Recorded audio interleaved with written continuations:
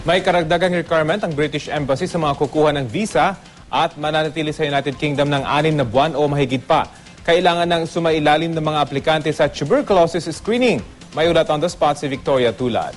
Victoria? Practice simula nga bukas, ika-28 ng Pebrero, ipatutupad ng British Embassy ang dagdag na requirement nito sa mga kumukuha ng visa. Ito ang pre-entry tuberculosis screening.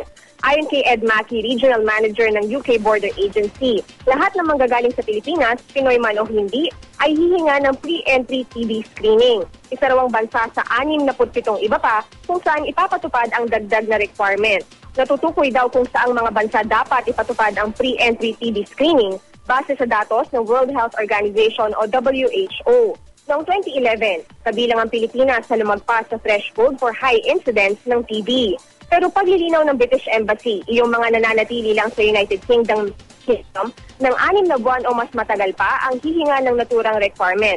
Ang TB raw kasi isang sakit na matagal bago lumabas. Sa pamamagitan ng pre-TB screening, nais din ng embahada na maiwasan ang karaniwan ng pangyayari na hindi agad pinapapasok sa UK ang isang tao dahil nagpositibo siya sa TB.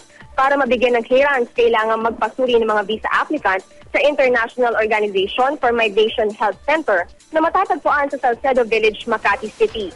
Ito lang daw ang clinic na pinayagang magbigay ng TB clearance. Ayon sa British Embassy sa bansa, taon-taon, 40,000 visa applications ang kanilang nakukuha kaya dapat din talagang masiguro na maayos ang kalusugan ng mga nagpupunta sa United Kingdom. Bukod sa Pilipinas, ilan pang lugar sa Asia kung saan ipatutupad ang pre-TB screening ay ang Hong Kong, China at South Korea. At yan muna ang latest mula sa Taguig. Balik sa inyo, Rafi. Maraming salamat, Victoria Tulad.